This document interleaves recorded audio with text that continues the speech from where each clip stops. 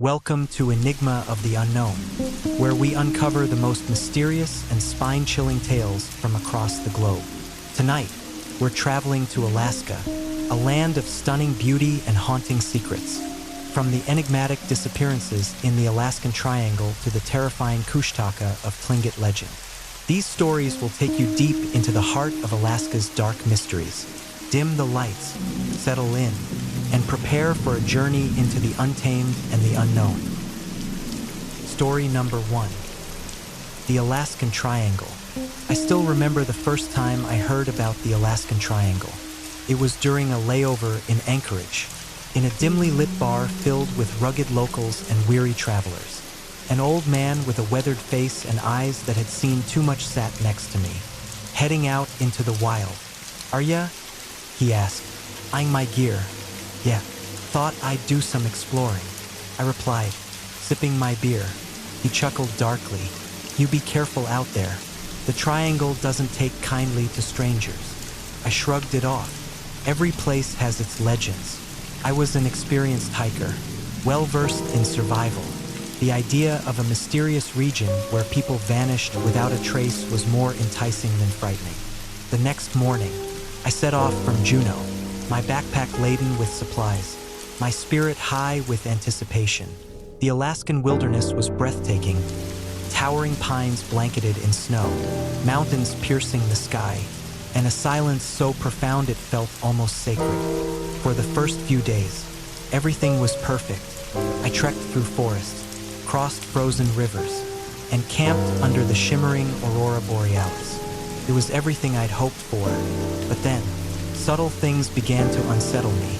My compass started acting strangely, the needle quivering even when I stood still. I dismissed it as interference from mineral deposits. Then my GPS began to glitch, displaying coordinates that didn't make sense. One night, as I sat by the campfire, I heard whispers carried on the icy wind, soft, almost indistinct, like voices from a distant past. I stood up, scanning the darkness, but saw nothing beyond the flickering shadows cast by the flames. Just the wind, I told myself, though a chill ran deeper than the cold could account for. The following day, I stumbled upon something peculiar, a circle of stones that hadn't been there before. In the center lay a dead raven, its black feathers contrasting starkly against the snow. An uneasy feeling gnawed at me, but I pushed on. As daylight waned, I found myself in an unfamiliar part of the forest. The trees here were ancient, their gnarled branches twisting into the sky like skeletal hands. The silence was oppressive, broken only by the crunch of my boots. Suddenly, I came across footprints, not animal tracks, but human, barefoot, and leading deeper into the woods. They were fresh. Against my better judgment, I decided to follow them, hoping to find another traveler. The tracks led me to a clearing where an old cabin stood, dilapidated and seemingly abandoned. Smoke curled from the chimney. Relief washed over me at the thought of companionship. I knocked on the door. No answer. Pushing it open, I was met with a room empty except for a table and a single chair. On the table lay an old journal, its pages yellowed and brittle. Curiosity got the better of me. I picked it up and began to read. The entries were from decades ago, written by a man named Jacob who had ventured into the triangle searching for his missing brother. His words grew more frantic with each page. He spoke of shadows that moved on their own, whispers that beckoned him deeper into the forest, and a figure he called the Watcher who observed him from afar. A sudden thud snapped me back to reality. The door had slammed shut. I rushed to open it, but it wouldn't budge. Panic surged through me. "Hello," I called out. No response. Then, from the corner of my eye, I saw movement. A shadow shifted along the wall, though there was nothing to cast it. It elongated, stretching toward me, heart pounding. I backed away until I hit the far wall. The shadow crept closer, tendrils reaching out. In a desperate attempt, I closed my eyes and shouted, "This isn't real." Silence. When I opened my eyes, the shadow was gone. The door now swung freely. Without a second thought, I grabbed my pack and fled into the night. I ran until my lungs burned and my legs felt like lead. Only when I could run no more did I stop, collapsing against a tree. The forest around me was eerily quiet. Pulling out my map, I tried to get my bearings, but none of the landmarks matched. It was as if the terrain had shifted. Exhausted, I set up camp, though sleep eluded me. Every rustle, every snap of a twig set my nerves on edge. Just before dawn, I heard it again, the whispers, clearer this time, voices speaking in a language I couldn't understand. Then, a woman's laughter, soft and melodic, yet dripping with malice. I clutched my flashlight, sweeping the beam through the darkness. Two glowing eyes stared back from the shadows. The creature stepped forward, a woman, but not. Her skin was pale with a bluish tint, hair flowing like dark water, eyes black as voids. "Who are you?" I managed to croak. She smiled, revealing teeth too sharp to be human. "Lost," she whispered, "like all the others." I stumbled back, tripping over a root and falling hard. Pain shot up my arm. The woman, or whatever she was, advanced slowly. Desperate, I scrambled to my feet and ran. The forest seemed alive, branches clawing at me, roots twisting underfoot. The whispers grew louder, a cacophony of voices pressing in. Breaking through the tree line, I found myself on the edge of a vast chasm. The ground crumbled beneath me, forcing me to stop. Behind me, the whispers converged. Turning slowly, I saw them, dozens of figures emerging from the shadows. Men, women, even children, their eyes vacant, skin translucent. Among them was Jacob, the man from the journal. "Join us," they said in unison. "No," I shouted, backing away. The ground gave way, and I slipped, grabbing onto a jagged rock to stop my fall. Below was nothing but darkness. A cold hand grasped my wrist. Looking up, I saw the woman staring down at me. "Let go," she whispered, summoning every ounce of strength. I pulled myself up and swung, knocking her off balance. She let out a shriek that pierced the air as she tumbled into the abyss. The other figures began to wail, their forms dissolving into shadows that scattered like mist. I didn't wait to see what would happen next. I ran until the forest thinned and the first rays of sunlight broke through the canopy, emerging onto a desolate road. I collapsed as a truck approached. The driver, a gruff man with kind eyes, helped me into the cab. "You're lucky I found you," he said. "Not many make it out of those woods." I nodded weakly, unable to speak. He dropped me off at a small-town hospital where I was treated for exhaustion and exposure. When I tried to explain what had happened, the staff exchanged skeptical glances. "Just rest," the nurse said gently. "You've been through a lot." After recovering, I returned home, but things were never the same. Nightmares plagued me, visions of the forest, the shadow people, the woman's haunting eyes. Objects in my house began to move on their own. I'd hear footsteps when I was alone, whispers echoing down the hall. One night, I found the journal from the cabin on my bedside table. How it got there, I had no idea. Flipping through the pages, new entries had appeared in my own handwriting, ramblings about being watched, about a darkness closing in. I sought help from psychologists, paranormal investigators, anyone who might offer an explanation. Most thought I was delusional. Some were intrigued but offered no solutions. Isolation consumed me. Friends drifted away. Unable to handle my paranoia, I stopped leaving the house. Curtains drawn tight, lights on at all hours. Then came the tapping at the window, a slow, deliberate sound. I refused to look, pulling the covers over my head like a frightened child. "Let us in," a voice whispered. Days blurred together. Sleep was a luxury I could no longer afford. The boundary between reality and nightmare eroded. In a moment of clarity, I decided to confront whatever was haunting me. I set up cameras around the house, determined to capture proof. Reviewing the footage, I saw shadows moving independently, objects levitating, and at 3:15 a.m., the exact time I'd encountered the woman in the forest. The front door swung open on its own. I knew then that escaping the triangle hadn't freed me. It had followed. Desperate, I considered returning to Alaska, hoping to find a way to break the connection. But fear held me back. One evening, as I sat surrounded by flickering candles, I heard a familiar laughter. The woman appeared before me, more solid than any apparition. "You can't run from us," she said softly. "What do you want?" I asked, my voice barely above a whisper. "To bring you home." "Why me?" She tilted her head. "You entered our realm. Now you're part of it." Gathering courage, I replied, "Then I'll fight you." She smiled sadly. "You can't fight what you are." With that, she vanished, leaving me alone in the dim light. Realization dawned. I was becoming one of them. The shadows, the whispers, the loss of self. The triangle hadn't just marked me. It was consuming me, determined to reclaim my life. I booked a flight back to Alaska. If I was to end this, it would have to be where it began, returning to the wilderness. I retraced my steps to the cabin. Though it took longer this time, the forest seemed to conspire against me, paths twisting and looping back on themselves. When I finally reached the clearing, the cabin was gone.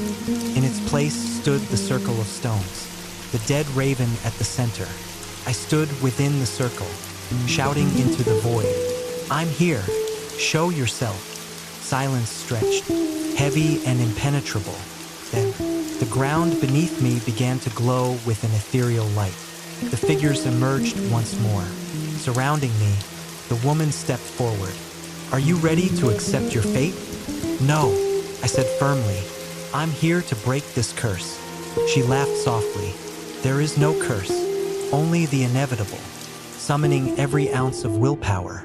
I closed my eyes and focused on memories of home, of warmth, of life before the darkness. A surge of energy pulsed through me, disrupting the circle. The figures recoiled, their forms flickering. The woman snarled, "What are you doing?" "Taking back what's mine," I shouted.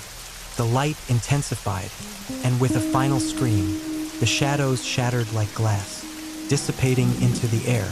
When I opened my eyes, the forest was bathed in sunlight. Birds sang, and a gentle breeze rustled the leaves. The oppressive weight had lifted. I made my way back to civilization, unsure if I'd truly broken free, but feeling lighter than I had in months. That was years ago. Life slowly returned to normal. The nightmares faded, the whispers silenced. Yet, sometimes, in the quiet moments just before sleep, I wonder if it was truly over. Then, last night, I found the journal on my bedside table once more. A fresh entry awaited me, written in elegant script. "You cannot escape destiny. We will return." A chill ran through me. Perhaps the triangle isn't a place, but a state of being, an ever-present shadow lurking at the edge of reality. Determined not to succumb, I researched ancient rituals, folklore, anything that might help me sever the tie. I found references to a cleansing ceremony, one that required confronting the source of the darkness, gathering the necessary items, sage, candles, symbols of protection. I prepared myself. As midnight approached, I began the ritual, chanting words from a language long forgotten. The air grew thick, oppressive. Shadows gathered at the edges of the room, swirling and coalescing into forms. The woman's voice echoed, "You meddle with forces beyond your understanding." I continued the incantation, refusing to be intimidated. The shadows recoiled, but then pressed forward with renewed vigor. "Join us," the chorus of voices demanded. "No," I shouted, pouring every ounce of defiance into the word. A blinding light erupted from the circle I'd drawn, forcing the shadows back. The figures writhed, their forms distorting. "This isn't over," the woman hissed before dissolving into darkness. Silence settled, the oppressive weight lifted. For the first time in months, I felt truly alone and free. The following days were peaceful. No whispers, no moving shadows, I dared to hope that I had finally broken the connection. But as weeks turned into months, a nagging doubt remained. The journal had disappeared, but in its place, I found a small stone, a piece from the circle in the forest. Was it a threat or a reminder? I chose to see it as a symbol of my victory. I kept it with me as a talisman, a reminder of what I'd overcome. Years passed. I moved on, started a family, built a life filled with light and love. The Alaskan Triangle became a distant memory, a story to be told around campfires. But occasionally, when the wind blows just right, carrying a chill that doesn't belong, I hear a faint whisper of my name, and I know that some doors, once opened, can never be fully closed. So if you ever find yourself drawn to the mysteries of the Alaskan wilds, remember my story, heed the warnings, and if you hear whispers on the wind or see shadows that don't belong, turn back, because once the triangle has touched you, it never lets go. Story number 2. I still remember the day I first set foot in Port Chatham, a ghost town nestled on the southern tip of Alaska's Kenai Peninsula. The year was 2010, and as a freelance journalist with a penchant for the unexplained, I'd been drawn to the tales of this abandoned village like a moth to a flame. Stories of mysterious disappearances and a lurking creature known as the Nantiinaq had circulated among the locals for decades. I wanted to uncover the truth, or at least, that's what I told myself. The journey to Port Chatham was arduous. After a bumpy boat ride through choppy waters, I arrived to find a landscape both beautiful and haunting. Weathered wooden structures stood like skeletons against the backdrop of dense, ancient forests. The air was thick with the scent of moss and the distant roar of the sea crashing against rocky shores. My guide, an old Iliamna man named Thomas, had reluctantly agreed to accompany me. His lined face and wary eyes spoke volumes about his feelings toward this place. "We shouldn't stay here long," he warned as we unloaded our gear. "The Nantiinaq doesn't take kindly to outsiders." I brushed off his concerns with a nervous laugh. "Don't worry, Thomas. We'll be in and out before you know it." He shook his head but said nothing more. We set up camp near the remnants of what appeared to be an old cannery. As the sun dipped below the horizon, casting long shadows that stretched like grasping fingers, I felt a chill that had nothing to do with the Alaskan air. We built a small fire, and over its flickering light, Thomas began to share the stories he'd heard as a child. "They say the Nantiinaq is a protector of these lands," he murmured. "But when the people dishonored the old ways, it turned against them." I leaned in, intrigued. "What do you mean?" He poked the fire with a stick, sending a flurry of sparks into the night.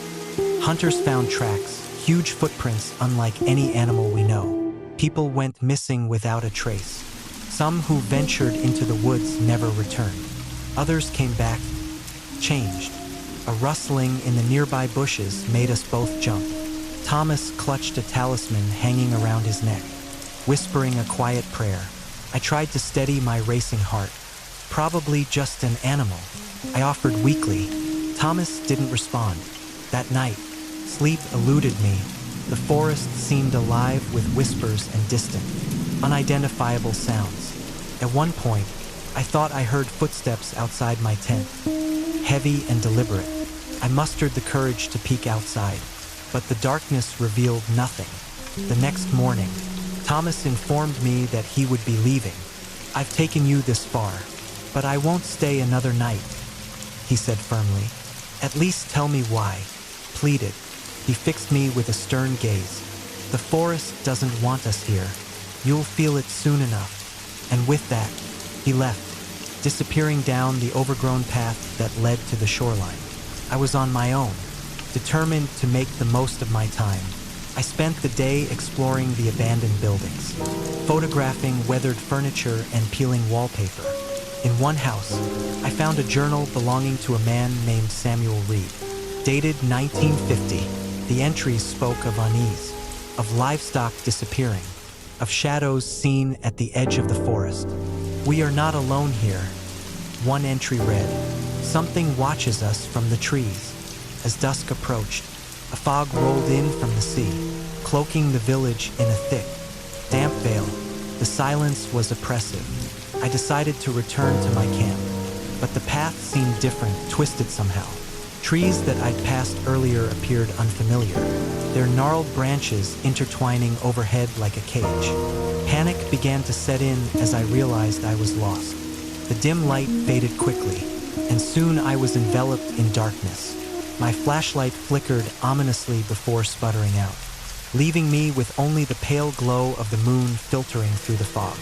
Then I heard it, a low, guttural growl that made the hairs on the back of my neck stand on end. It was close, too close. I fumbled for my pocket knife, the only weapon I had. "Who's there?" I called out, my voice betraying my fear. Silence. I took a cautious step backward, and the growl came again, this time from a different direction. It was as if something was circling me. My mind raced. Could it be a bear? A wolf? But deep down, I knew this was something else, something that didn't belong in the realm of the natural. A shadow moved in the mist, tall and hulking.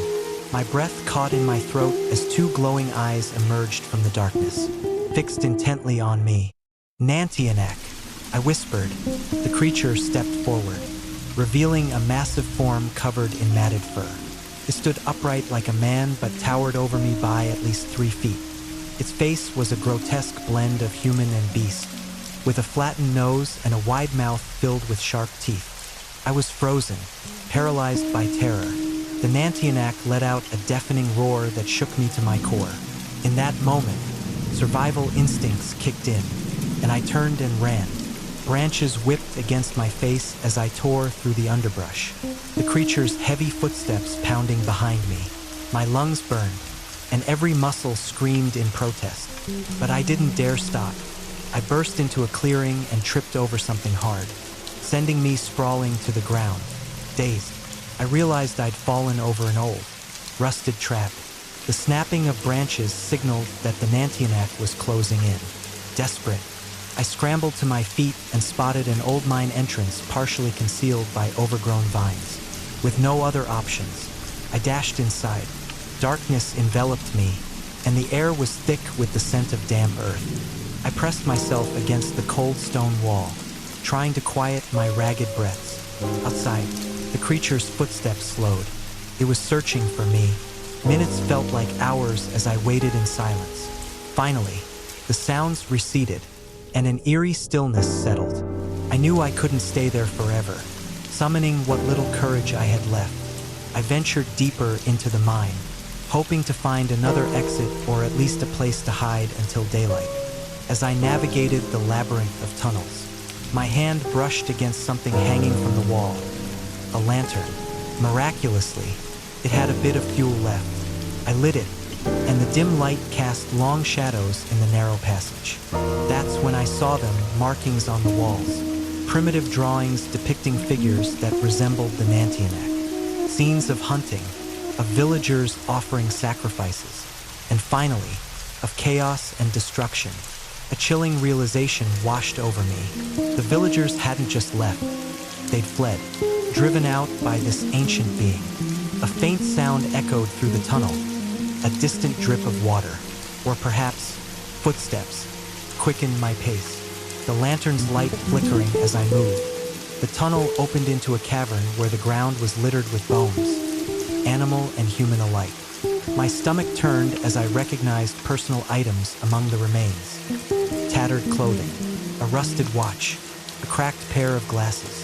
I wasn't the first to seek refuge here. A movement in the corner of my eye made me spin around. The Nantiinaq stood at the entrance to the cavern, blocking my escape. Its eyes glowed with a predatory intelligence. Trapped, in a final act of desperation, I grabbed a loose rock and hurled it at the creature. It struck its shoulder but did little more than anger it. The Nantiinaq let out a guttural snarl and advanced slowly. My mind raced for a solution, remembering Thomas's talisman. I frantically searched my pockets but found nothing. I was defenseless as the creature closed in. A thought struck me. The markings on the walls, the villagers had made offerings. Perhaps I could appeal to whatever humanity remained in this beast.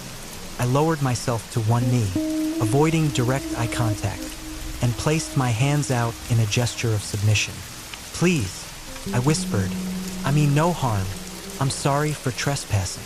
For a moment, the Nantiinaq paused, tilting its head as if contemplating my plea. Then, with a swift motion, it lunged. I braced for the end, but instead of attacking, the creature grabbed the lantern from my hand and smashed it against the ground. Flames erupted, igniting the dry bones and debris. The cavern filled with smoke as fire spread rapidly. The Nantiinaq retreated into the shadows, and I seized the opportunity to escape. Coughing and choking, I navigated back through the tunnels, the fire illuminating my path. I emerged into the night air, gulping in fresh breaths. The forest was alight behind me, flames licking at the sky. Without looking back, I ran toward the shoreline, desperate to put as much distance between myself and that cursed place as possible. At the water's edge, I found Thomas's boat moored where we'd left it. Clambering aboard, I fumbled with the engine, my hands shaking uncontrollably. The motor sputtered to life, and I steered away from the shore just as dawn began to break. As I looked back, the smoke from the burning forest rose like a dark beacon against the morning sky. Port Chatham receded into the distance, taking its secrets and horrors with it. I returned to civilization, but the experience left an indelible mark on my soul. I tried to share my story, but most dismissed it as fiction or the ramblings of a traumatized mind. Thomas was nowhere to be found, and any evidence of what happened was lost in the flames. To this day, I am haunted by nightmares of glowing eyes and the guttural growls of the Nantiinaq. I've come to accept that some mysteries are better left undiscovered, some places left undisturbed. If you ever find yourself drawn to the allure of abandoned towns and whispered legends, heed my warning. Stay away from Port Chatham, for in the shadows of its forests, something ancient and unforgiving still dwells, waiting for the next soul foolish enough to trespass into its domain. Story number 3. I first heard about Whittier from an old college friend, Alex, who had taken a job there as a teacher. "It's a peculiar place," he had said over the phone, his voice tinged with something I couldn't quite place. "You should visit sometime. It's unlike anywhere you've ever been." Months later, burned out from my job and craving an escape, I decided to take him up on the offer. Nestled between towering mountains and the icy waters of Prince William Sound, Whittier was accessible only by a single-lane tunnel that alternated directions every half hour. The isolation was palpable as I drove through the dimly lit passage, the weight of the mountain pressing down above me. Emerging from the tunnel, the town unfolded like a forgotten relic. Dominating the landscape was Bigfoot Towers, a colossal monolith of concrete where nearly all the town's 200 residents live. The building loomed against the gray sky, its windows reflecting the cold Alaskan light. Alex greeted me at the entrance, his smile warm but his eyes shadowed. "Welcome to Whittier," he said, clapping a hand on my shoulder. "Let me show you around." Inside, Bigfoot Towers was a maze of identical corridors, the fluorescent lights casting a sterile glow. The building housed everything: a post office, police station, even a small clinic. It was a self-contained world. "What's it like living here?" I asked as we rode the elevator to his apartment. He hesitated. "It's convenient," he replied carefully. "Everything you need under one roof." That night, after a simple dinner and catching up, I settled into the spare room. The wind howled outside, and the building creaked like an old ship at sea. I chalked it up to the harsh Alaskan weather and exhaustion from travel. Sometime after midnight, I awoke to a faint sound, a distant scream that seemed to echo through the walls. I sat up, heart pounding, straining to listen. Silence, just as I was about to lie back down, came again, louder this time, a wail filled with anguish. I stumbled into the hallway, where other doors remained closed. The fluorescent lights flickered, casting long shadows. Alex emerged from his room, eyes wide. "Did you hear that?" I whispered. He nodded, his face pale. "It's probably just the wind," he said unconvincingly. "Let's go back to bed." But sleep wouldn't come. The unsettling cry replayed in my mind. The next morning, over coffee, I pressed Alex for answers. "Does this building always make such strange noises?" He avoided my gaze. "Old buildings make sounds. You get used to it." Unsatisfied, I decided to explore. Residents moved through the halls with downcast eyes, offering tight-lipped smiles. I visited the small convenience store on the 3rd floor, where a middle-aged woman stood behind the counter. "Quiet day?" I asked, trying to make conversation. She looked up sharply. "Every day is the same here," she replied curtly. "Do you know anything about noises at night? Like someone screaming?" Her face tightened. "You must be mistaken. It's just the wind." She turned away, effectively ending the conversation. That evening, I convinced Alex to join me for a drink at the makeshift bar in the communal lounge. As we sat nursing our beers, I noticed a bulletin board covered with faded notices and handwritten messages. One stood out, a missing poster for a young woman named Emily Carter, last seen in Beach Towers 3 months prior. "What's this about?" I asked, pointing to the poster. Alex shifted uncomfortably. "She was a resident here, disappeared without a trace," it said, "but not unheard of in remote places." "Not unheard of? Doesn't that concern anyone?" He sighed heavily. "Look, Whittier is different. People come and go. It's best not to dig too deep." Frustration bubbled up inside me. Why won't anyone give me a straight answer? Before he could respond, the lights flickered, plunging the room into brief darkness. When they came back on, I thought I saw a figure standing at the far end of the room, a woman in a white dress, her hair hanging over her face. But in a blink, she was gone. "Did you see that?" I asked. Alex rubbed his temples. "You're just tired. Let's call it a night." Back in the apartment, sleep remained elusive. Around 2 a.m., the wailing began anew, louder and more desperate, determined to find the source. I grabbed a flashlight and stepped into the hallway. The air was colder, and a faint draft brushed against my skin. I followed the sound down the corridor, each step echoing ominously. Turning a corner, I saw the elevator doors at the end of the hall opening and closing erratically. As I approached, they remained stubbornly open, revealing an empty shaft descending into darkness. A whisper drifted up from the void. "Help me!" My blood ran cold. "Hello? Is someone there?" Silence. Suddenly, a hand grasped my shoulder. I spun around to see Alex, his face a mixture of fear and anger. "What are you doing?" he hissed. "You shouldn't be wandering around at night. There's someone down there," I insisted, pointing into the elevator shaft. He pulled me away. "It's dangerous. The elevators malfunction sometimes." Back in the apartment, he confronted me. "You need to drop this. You're stirring things up." "Stirring what up? What's going on here?" "Alex." He ran a hand through his hair, exasperated. "You wouldn't understand. Try me." After a long pause, he relented. "This place, it's haunted. Or cursed. I don't know. People hear things, see things.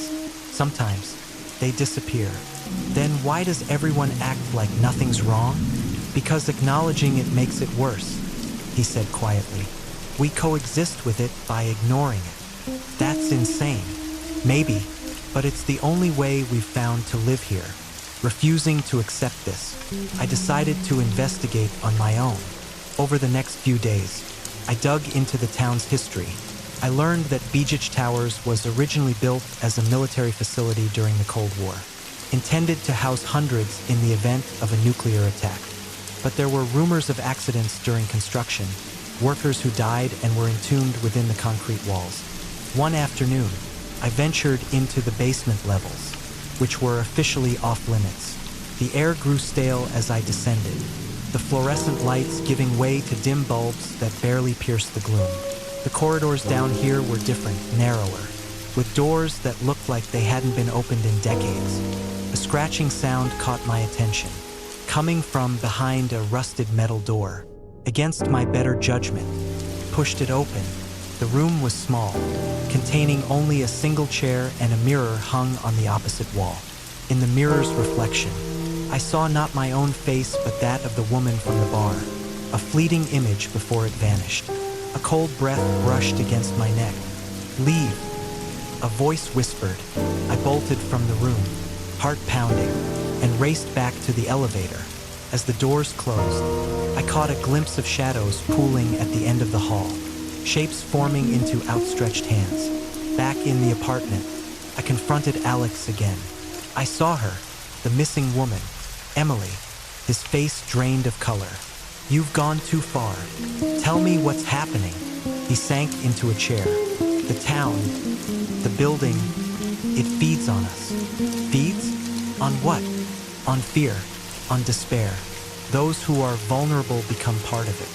Emily was struggling, and she got taken. Taken where? No one knows. Some say they're trapped within the walls. Others that they've become part of the entity. "Then we have to do something." He looked at me with hollow eyes. "There's nothing we can do." Refusing to accept defeat, I resolved to gather evidence. That night, armed with a camera and a digital recorder, I set out to document the phenomena. I started on the top floor, working my way down, capturing images of the empty halls and listening for any anomalies. At around midnight, the temperature plummeted. My breath fogged the air as I heard footsteps approaching. I raised the camera, snapping photos as a figure emerged from the shadows, a man in old military attire, his eyes vacant. He raised a finger to his lips, signaling silence. Before fading away, I reviewed the images on the camera's screen. In each photo, distorted faces pressed against the walls, mouths open in silent screams. A sudden static burst from the recorder, followed by a cacophony of voices overlapping. "Help us! Trapped! Can't escape!" A loud bang echoed from above, followed by the sound of rushing water. Panicked, I realized the sprinkler system had activated. Though there was no fire, the lights flickered, plunging the corridor into darkness. I stumbled through the maze-like halls, disoriented. Every turn seemed to lead me back to the same spot, a janitorial closet with its door ajar. Desperate, I pushed inside, only to find it impossibly vast, like an auditorium filled with rows of motionless figures. Stepping closer, I saw they were mannequins, each wearing tattered clothing and bearing expressions of terror. Their glassy eyes seemed to follow me as I moved.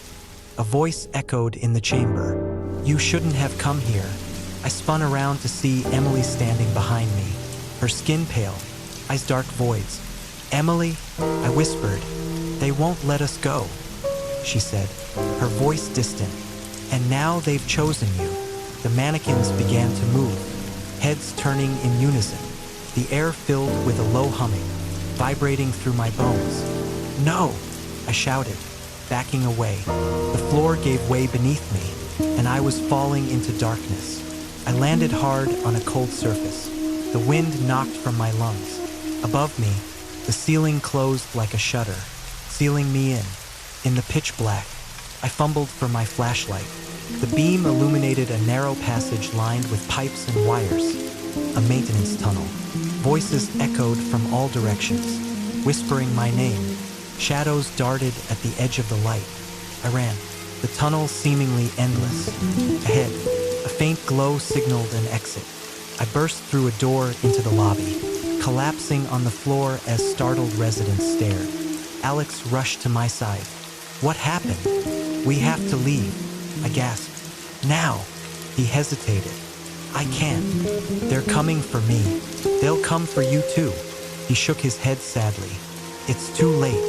The doors slammed shut, and the lights cut out. Panic erupted as people scrambled in the darkness. I grabbed Alex's arm, pulling him toward the emergency stairs. "We can make it," I urged. As we descended, the building groaned, the very walls shifting. the stairwell twisted, steps leading up when they should have led down.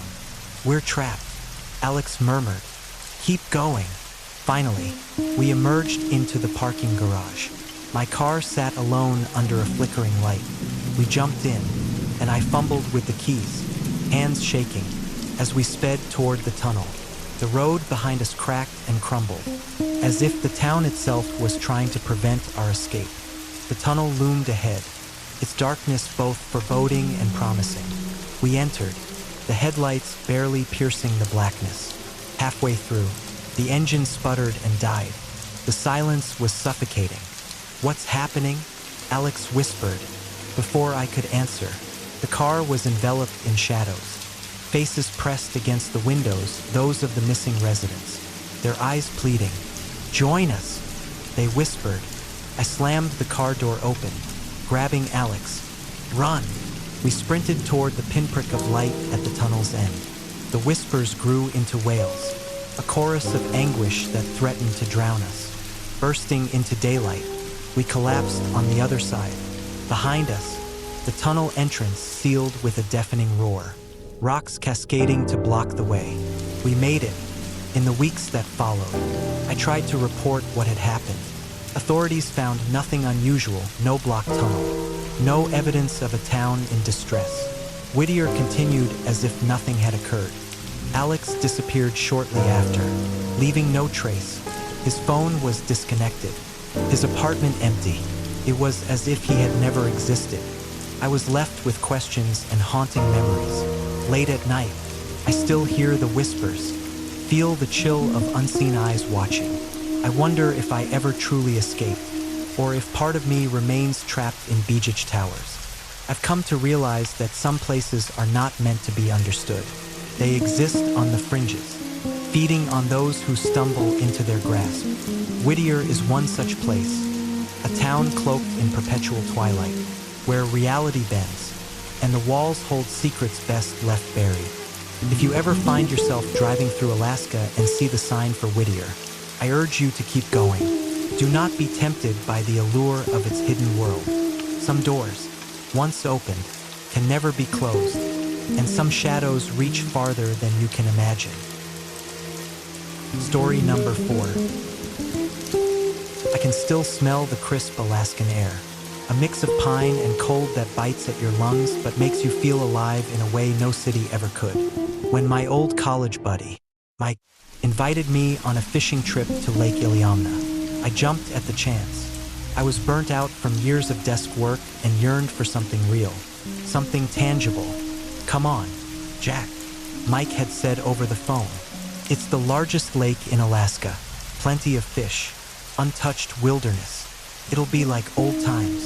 We arrived at the small village of Pedro Bay, a speck of civilization clinging to the edge of the massive lake. The locals eyed us warily, their faces etched with lines carved by harsh winters and harder lives. They weren't unfriendly, just cautious. Our guide was an older man named Thomas, though everyone called him Tom. He had a grizzled beard, eyes like chipped ice, and a handshake that felt like a vice grip. "Lake's calm today," Tom said as we loaded our gear onto his boat. "Should be good fishing." As we set out onto the water, the vastness of Lake Iliamna swallowed us. The water was so clear you could see down for what seemed like miles, but so deep it felt like staring into the abyss. After a few hours of casting lines and shooting the breeze, Mike broached the subject we'd been dancing around. "Ever hear of any strange things in the lake?" he asked Tom casually. Tom's eyes narrowed. "What kind of strange things?" "You know, the Iliamna Lake Monster," Mike said with a grin. "Big fish stories." Tom spat over the side of the boat. "Ain't no monster, just stories to scare kids." But the way his gaze drifted over the water told a different story. That night, back at the lodge, Mike wouldn't let it go. "Come on, Jack, let's go out after dark. See if we can spot anything." I was hesitant. Tom said it's dangerous at night. Tom's just superstitious. Mike scoffed. "Besides, we're here for adventure." So against my better judgment, we took one of the smaller boats and set out under the cloak of night. The moon was a sliver, and the stars seemed to hang just above our heads, reflected perfectly on the still surface of the lake. We drifted for a while, the silence broken only by the gentle lapping of water against the hull. "See anything?" Mike whispered. "Nothing," I replied, feeling a chill that had nothing to do with the temperature. Then, out of the corner of my eye, I saw a ripple, a disturbance in the mirror-like surface about 50 yards away. "Over there," I pointed. Mike turned the boat slowly, and we edged closer. The ripple grew into a small wave. "Probably just a school of fish," Mike said, but his voice lacked conviction. Suddenly, a deep, resonating sound vibrated through the air, like a moan from the depths of the earth. The boat rocked gently, then more violently. What the hell was that? I clutched the sides of the boat. Before Mike could answer, something bumped the underside, hard enough to lift us slightly out of the water. "Time to go," Mike said, his face pale. He started the motor, but it sputtered and died. "Come on, come on," he muttered, yanking the cord again. Nothing. Another bump, harder this time, nearly capsizing us. "Use the oars," I shouted. We grabbed the paddles and began rowing frantically. The shoreline seemed impossibly far. Then, a massive shape glided beneath us, a shadow darker than the depths, moving with terrifying grace. It had to be at least 30 feet long. "Oh my God," Mike whispered. "Did you see that?" Before I could respond, the creature surfaced a few yards away. Its head resembled that of an ancient fish, with rough, gray skin and eyes that seemed to glow faintly. Rows of jagged teeth glistened as it opened its maw. "Row!" I screamed. We paddled with every ounce of strength, adrenaline surging through our veins. The creature dove beneath the surface, and for a moment, all was silent. Then, it hit us with the force of a freight train. The boat shattered like it was made of matchsticks. I was thrown into the icy water, the shock stealing the breath from my lungs. Disoriented, I struggled to surface. The cold was paralyzing. I heard Mike gasping somewhere to my left. "Swim to shore," I managed to choke out. We struck out toward the distant lights of the lodge, but the creature wasn't done with us. I felt something brush past my leg, a rough, scaly texture. "Mike!" I shouted, but he was gone. Panic overtook me. I thrashed wildly, trying to find him, but the dark water revealed nothing. Then, I saw him, or what was left of him. Mike's body surfaced briefly, lifeless eyes staring into nothingness, a gaping wound where his torso had been. I screamed, a raw, primal sound that echoed across the lake. Fueled by sheer terror, I swam harder than I ever thought possible. The creature circled me, its massive form creating a whirlpool that threatened to drag me under. "Help!" I yelled toward the shore, though I knew no one would hear. Just as my strength was waning, a beam of light cut through the darkness. A boat heading my way. Tom stood at the helm, his face grim. "Grab the rope!" he shouted, tossing a line toward me. I latched onto it, and he hauled me aboard. "Where's Mike?" Tom asked. I couldn't speak, just shook my head. Tom's eyes hardened. Damn fool kids. He gunned the engine, and we sped back to the lodge. Once ashore, collapsed, the reality of what had happened crashing down. The authorities searched the lake but found no trace of Mike. They ruled it a boating accident, a tragic mishap in the Alaskan wilderness. I knew better. A few days later, as I prepared to leave, Tom approached me. "You saw it, didn't you?" he asked quietly. I nodded. He sighed. "You're not the first. Won't be the last. Locals call it Jigik-Nak, the ancient one. Best left alone. Why didn't you warn us?" I demanded. "Would you have listened?" He shook his head. "Some things can't be explained, only experienced." I returned home a different man, haunted by nightmares of dark waters and glowing eyes. I tried to tell people what happened, but no one believed me. They thought grief had unhinged me. Years passed, but the memory never faded. One night, I received a package, no return address. Inside was a worn journal. Flipping through it, I realized it belonged to a fisherman from decades ago. His entries mirrored my own experience. A giant creature. Text. Disappearances. At the end, a chilling warning. It dwells in the deep, older than time. It watches. It waits. Those who see it are marked. I felt a cold dread settle in my stomach. That night, I dreamt I was back on the lake. The water was smooth, reflecting a starless sky. I heard Mike's voice calling to me from the depths, begging for help. The creature surfaced, but this time, it had Mike's face, twisted into a sinister grin. I woke up screaming, drenched in sweat. The next morning, I noticed something on my leg, a rough patch of skin, scaly to the touch. Over the following weeks, spread, doctors were baffled, unable to diagnose the condition. As the transformation progressed, I became reclusive, avoiding mirrors, avoiding people. My eyes began to ache, sensitive to light. One evening, I caught my reflection in a window. My pupils had turned into slits, glowing faintly in the darkness. Desperation drove me back to Alaska. I sought out Tom, hoping for answers. He was older, frilier, but his eyes held the same steely resolve. "It's taken hold of you," he said gravely. "How do I stop it?" I pleaded. He shook his head. "You can't. The Ancient One doesn't just kill. It consumes. It assimilates. You're becoming part of it. There's got to be a way." I insisted. He hesitated before responding. "Legend speaks of a ritual, but it's dangerous. Forbidden. I'll do anything." That night, under a moonless sky, we ventured to a secluded part of the lake. Tom drew symbols in the dirt, chanting words in a language I didn't understand. "Stand at the water's edge," he instructed. I obeyed, fear gnawing at me. The water began to churn, and a low hum vibrated through the air. The creature emerged, more massive than I remembered, its eyes locking onto mine. "Do not move," Tom warned. He continued chanting, his voice rising in intensity. Pain seared through my body, as if my very cells were being torn apart.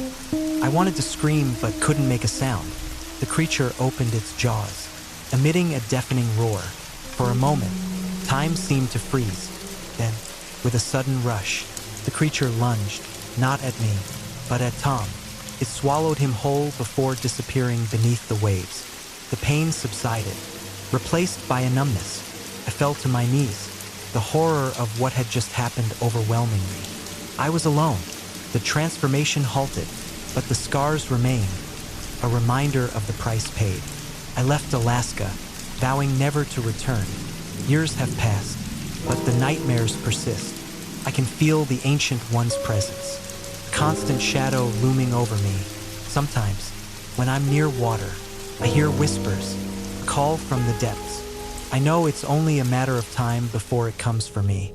If you're ever near Lake Iliamna and hear tales of the creature that dwells there, heed my warning. Stay away.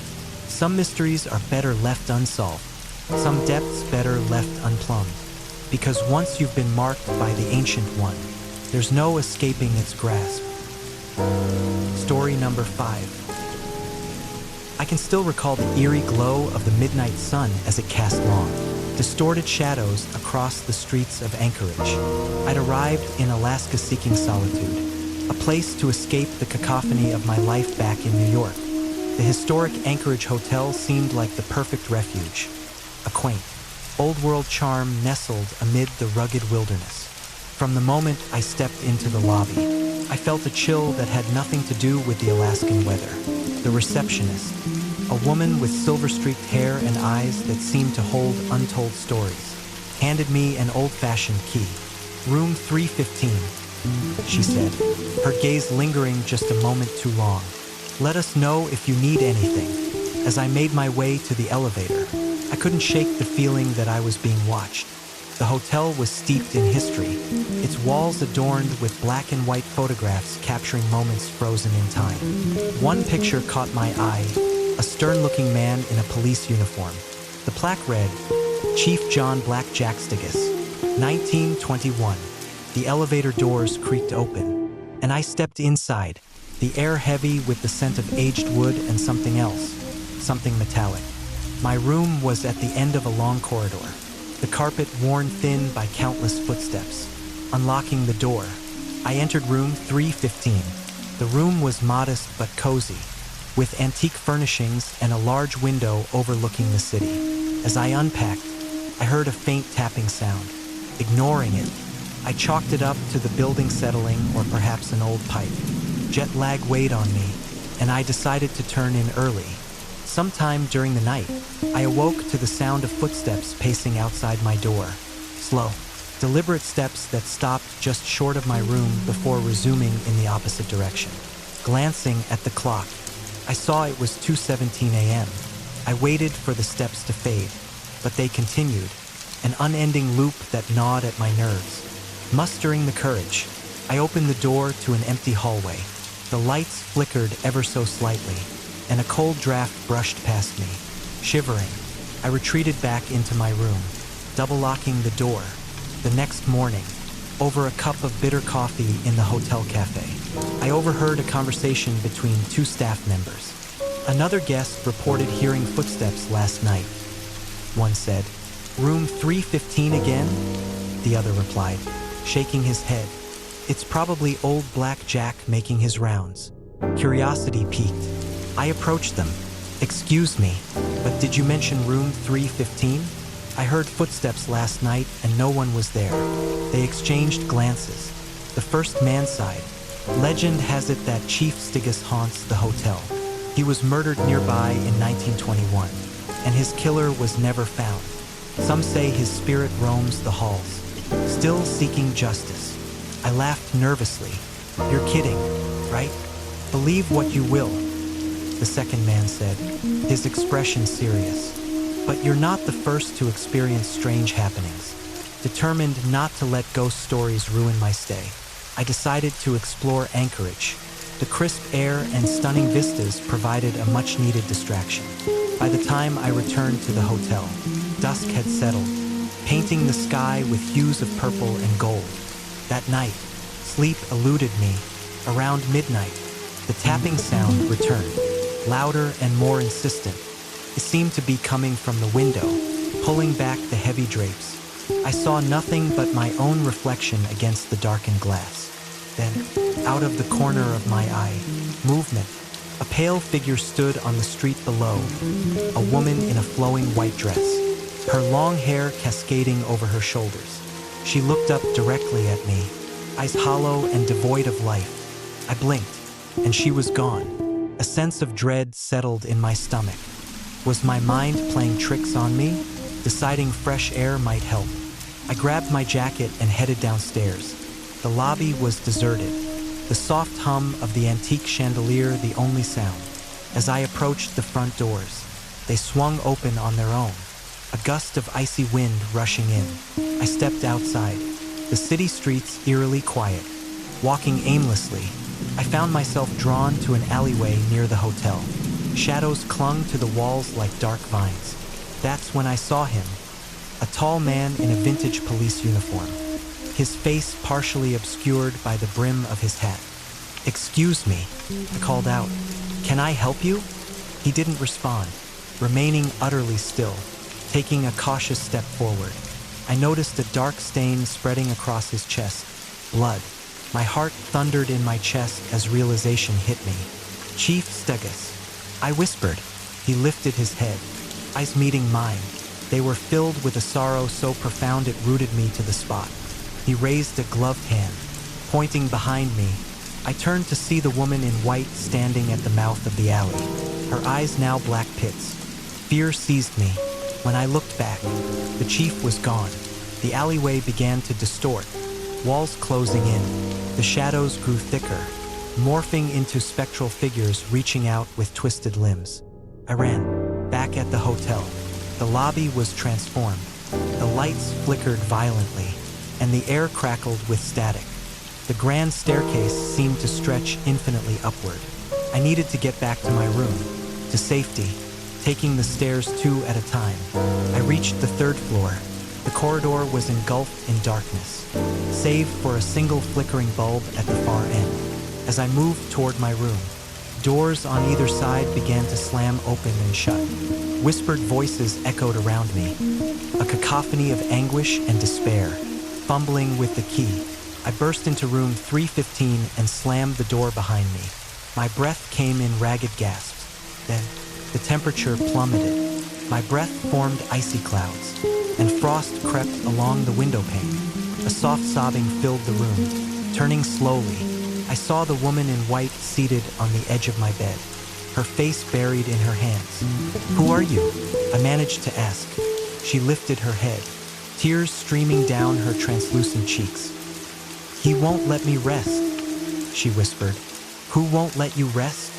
Before she could answer, a force threw me against the wall, pinning me there. The chief materialized before me, his eyes now burning with rage. "Justice," he growled. "I need justice. I don't understand," I cried out.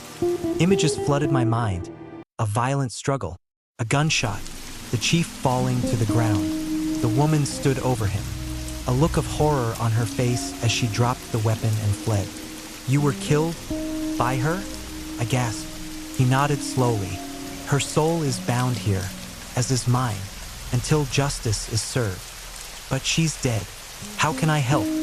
The pressure released me, and I collapsed to the floor. The woman approached, her expression pleading. "Help us," she begged. "Set us free." "How?" I asked, desperation creeping into my voice. "Find the truth," she said. "Reveal what happened." The room began to spin, darkness encroaching. I lost consciousness. I awoke to daylight streaming through the window, my body aching. Had it all been a nightmare? Determined to find answers, I visited the local archives. Hours of searching led me to an old newspaper article detailing the unsolved murder of Chief Stigas. Witnesses reported seeing a woman fleeing the scene, but she was never identified. Digging deeper, I uncovered records of a young woman named Elizabeth Hartley who had disappeared the same night. Rumors suggested she and the chief were involved, but nothing was proven. Returning to the hotel, I confronted the manager. When pressed, he reluctantly admitted that Elizabeth had been a guest in room 315 and that strange occurrences began shortly after her disappearance. "Why hasn't anyone done anything?" I demanded. He sighed. "Some things are best left undisturbed. Besides, the hauntings are good for business." Outraged, I decided to take matters into my own hands. That night, armed with a stack of old documents and a determination to end this haunting, I set up a makeshift seance in my room. Lighting candles, I called out to both spirits. "Chief Stigas, Elizabeth Hartley, I know the truth. I'm here to help you find peace." The temperature dropped instantly. Both apparitions appeared, standing on opposite sides of the room. "He was going to expose me," Elizabeth said, her voice trembling. "I had no choice." "You always have a choice," the chief retorted. "You chose murder." "I loved you," she cried. Their voices rose, filling the room with a whirlwind of emotion. Papers flew about, candles extinguished, covering my ears. I shouted, "Stop!" Silence fell. "There's only one way to end this," I said. "Forgiveness." They turned to me, skepticism etched on their faces. "Chief, holding on to this pain keeps you bound here." "Elizabeth, admitting your wrongdoing is the first step toward redemption." They looked at each other, centuries of anguish passing between them. "I'm sorry," Elizabeth whispered. The chief's stern expression softened. "I forgive you." A brilliant light filled the room, and for a moment, I felt a warmth unlike any other. When it faded, they were gone. Exhaling deeply, I felt a sense of relief wash over me. The air was lighter, the oppressive weight lifted. The next morning, the hotel buzzed with a strange energy, an absence of the usual murmurs of discontent.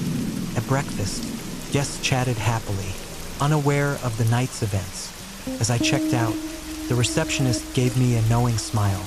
Looks like you got a good night's sleep. I nodded. Something like that. Walking out into the crisp morning air, I felt a renewed sense of purpose.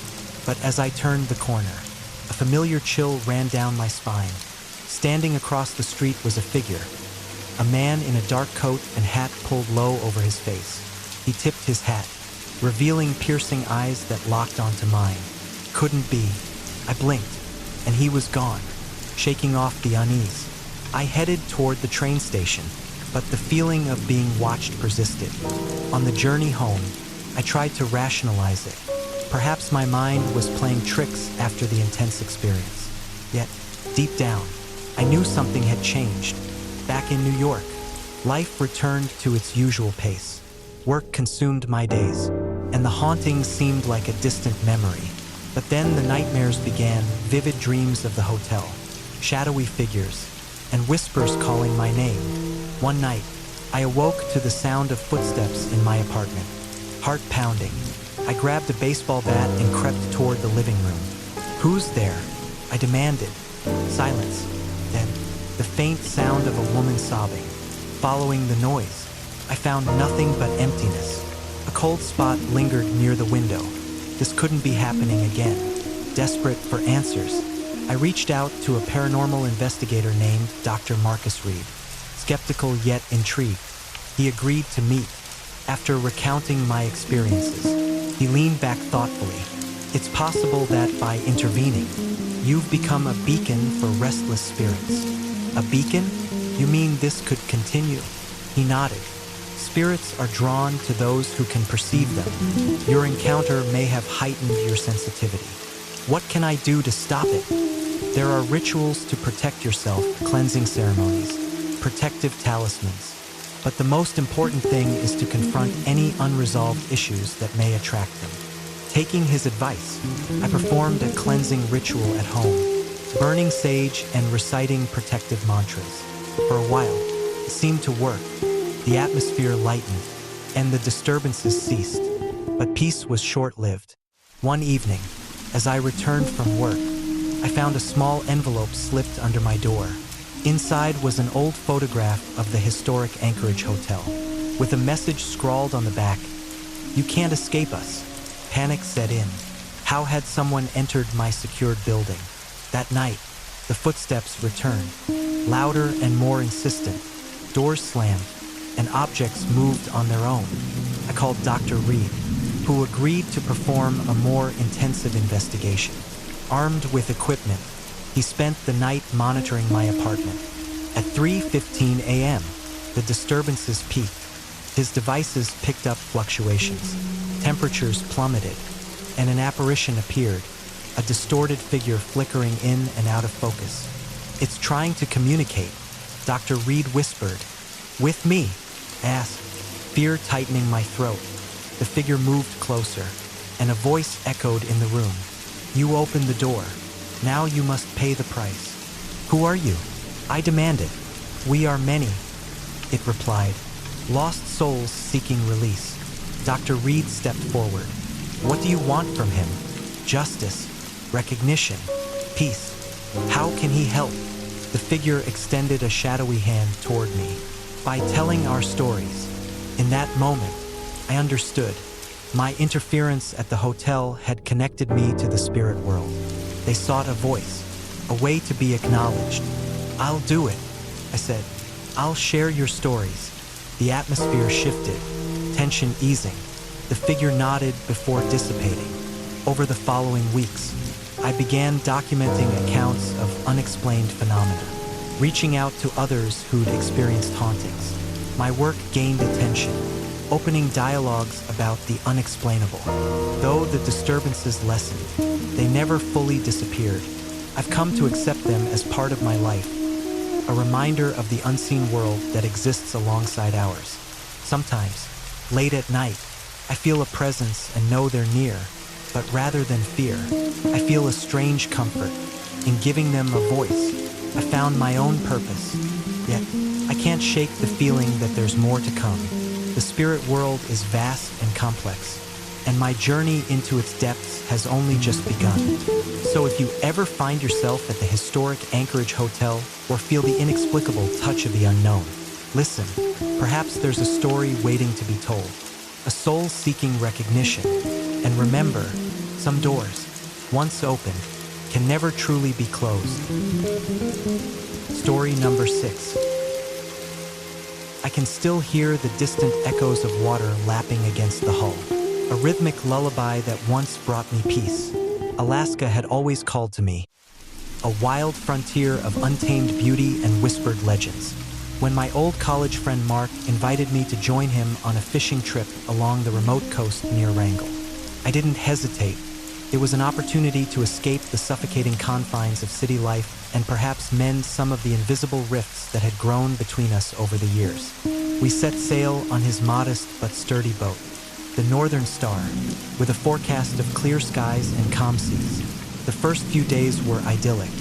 We fished by day, reeling in salmon and halibut, and by night, we shared stories under a canopy of stars more brilliant than any I'd ever seen. On the 4th day, the weather shifted unexpectedly.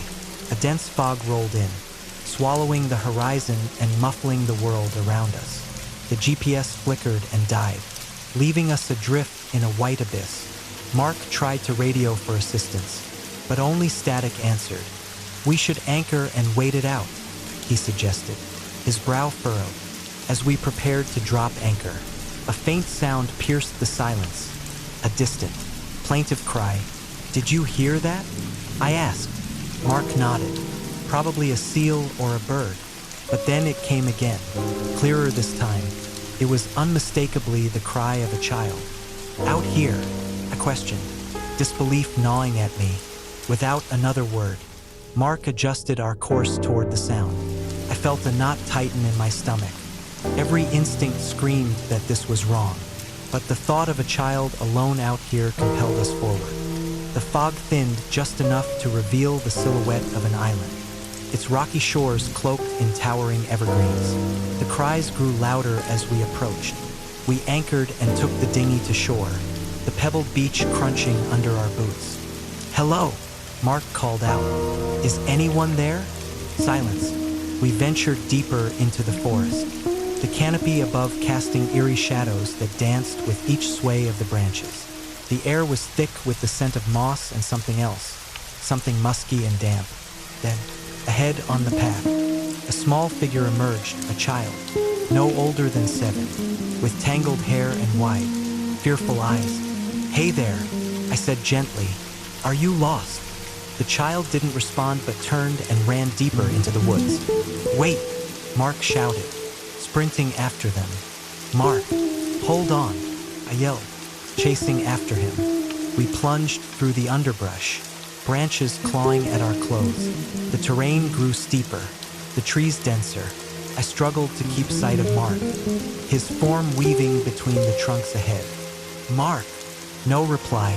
The forest swallowed all sound save for my ragged breath and the crunch of leaves beneath my feet. Panic set in as I realized I was alone. The fog pressed in between the trees, distorting shapes and shadows. Then, a whisper brushed past my ear, my name, carried on the wind. I spun around. "Who's there?" Only silence answered.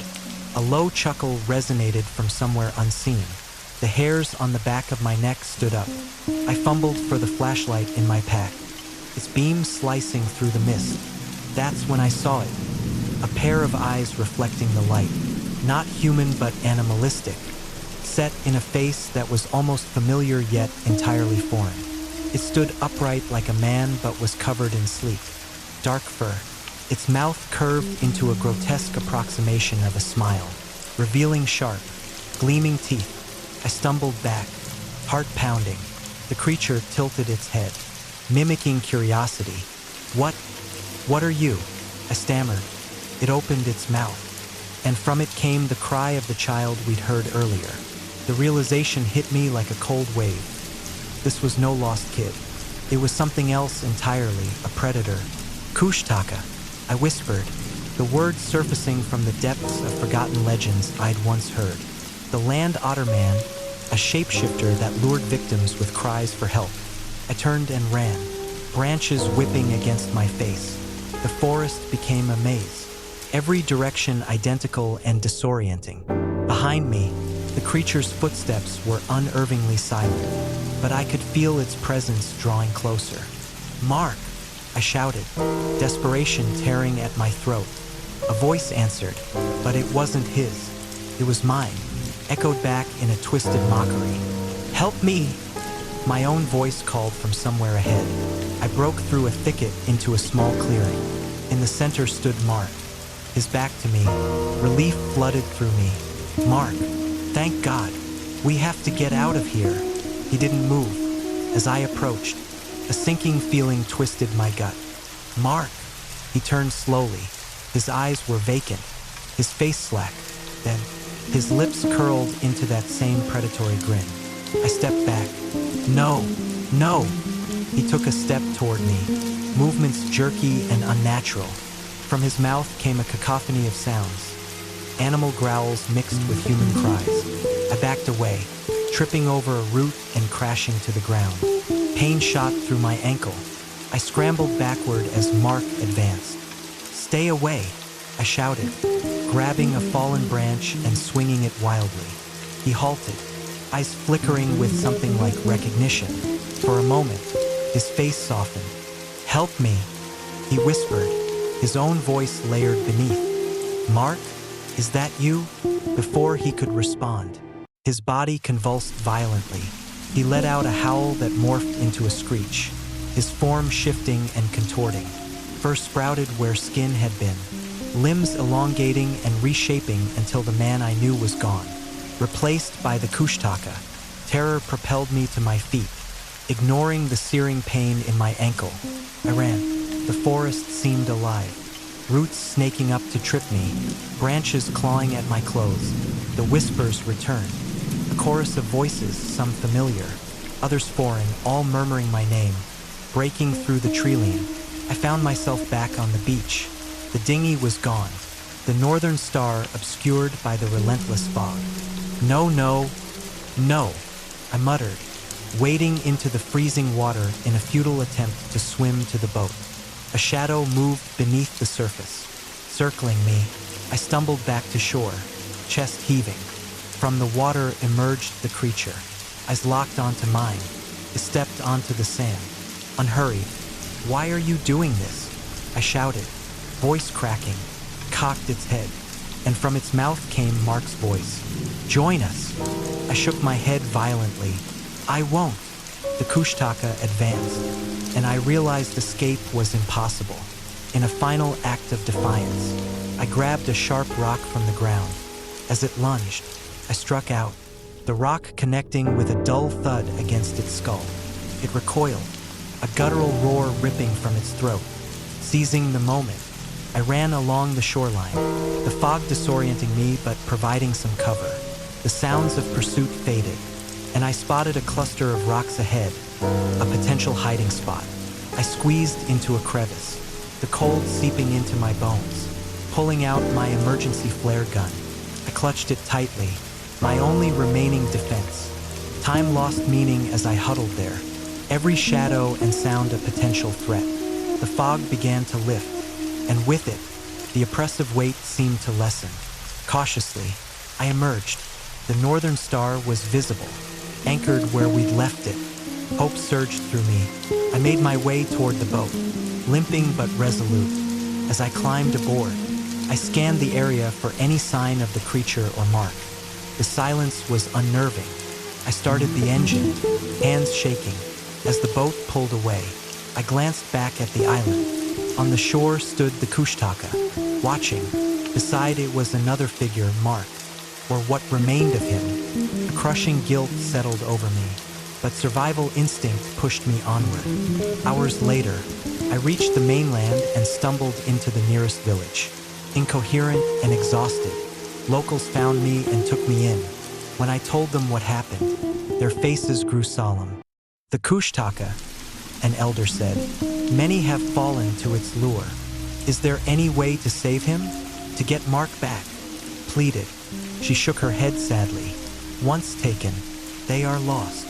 In the days that followed, I I couldn't shake the memories, the whispers, the eyes, the loss of my friend. Authorities conducted searches but found no trace of Mark or the island I described. It was as if it never existed. Back home, sleep evaded me. Nightmares plagued the rare moments of rest, pulling me back into that fog-shrouded forest. One evening, as I sat staring blankly at the television, a news report caught my attention. A fishing boat missing near Wrangell, last seen heading toward a remote area of the coast. I knew then that the cycle was continuing, that others would be lured by the cries, ensnared by the Kushtaka, driven by a need to warn others. I began researching the legends, connecting with indigenous elders and compiling their stories. The common thread was clear. The Kushtaka preyed on the vulnerable, those who ventured too close to the edge of the known world. But there was more, a possible way to protect oneself. According to some accounts, carrying copper or wearing amulets blessed by a shaman could ward off the creature. Desperate for closure, I returned to Alaska, this time seeking guidance rather than adventure. Meeting with the same elder who had comforted me before, I asked, "Is there any way to fight it? To end its reign?" She regarded me thoughtfully. The Kushtaka feeds on fear and isolation. Strength comes from community, from facing the darkness together. "I have to go back," I said with a conviction that surprised even me. "Then you must not go alone." She arranged for a guide, a young man named Taco, versed in the old ways. Together, we set out toward the area where Mark and I had encountered the creature. As we approached the island, now visible without the shroud of fog, I felt a mix of dread and determination. Taco handed me a copper talisman. "Keep this close. It will help." We landed on the beach, and immediately, the atmosphere felt different. The oppressive weight was still there, but it was tempered by a newfound resilience. We ventured into the forest, the whispers beginning anew. "Ignore them," Taco advised. "They seek to distract you." Deeper we went until we reached the clearing where I'd last seen Mark. The Kushtaka emerged from the shadows, its form shifting between beast and man. Taco began to chant in his native language, the words resonating with power. The creature recoiled, hissing. "Release him," I demanded. From behind the Kushtaka stepped Mark, his eyes clouded. "Mark, it's me," I called out. "Fight it." He hesitated, a flicker of recognition crossing his features. The Kushtaka snarled, lunging toward us. Taco threw a handful of cedar shavings into the air, and they ignited in a flash of light. The creature shrieked. Retreating, I approached Mark cautiously, placing the copper talisman around his neck. "Come back to me," I whispered. He blinked slowly, clarity returning to his eyes. "What? Where am I?" Relief flooded through me. "You're safe now." But the moment was short-lived. The ground trembled, and the Kushtaka let out a roar that shook the trees. "We must go," Taco urged, supporting Mark. We raced back toward the beach. The forest seemed to resist our escape, but together, we pushed through. As we launched the boat, the Kushtaka appeared on the shoreline, its form distorting with rage. Taco raised a carved wooden mask, shouting an incantation. A barrier seemed to form between us and the creature. We sped away, the island shrinking behind us. Back on the mainland, Mark underwent a long recovery, both physically and mentally. The experience had left deep scars, but he was alive. I thanked Taco and the elder for their help. "The Kushtaka is powerful," she warned, "but remember, it can be resisted when we stand together." The ordeal taught me the importance of respecting the old legends, of heeding the warnings passed down through generations. Now, I dedicate my time to sharing these stories, to educating others about the unseen dangers that lurk in the shadows of our world. But sometimes, late at night, I still hear faint whispers, a reminder that the Kushtaka is out there, waiting. If you ever find yourself drawn to the remote corners of Alaska, and you hear a cry in the distance, a child's plea or a familiar voice, think twice before you follow. because not all who venture into the depths return, and some legends are all too real. Thank you for joining us on this chilling journey through Alaska's haunted history and mysterious legends. From ghostly apparitions in Anchorage to the monstrous Nantiinaq in Port Chatham, these stories remind us that even in the world's most remote places, the unexplained is never far away. If you enjoyed these tales, don't forget to like, subscribe, and hit the notification bell so you'll never miss another dive into the unknown. Until next time, stay safe, and remember, in the vast Alaskan wilderness, not everything is as it seems.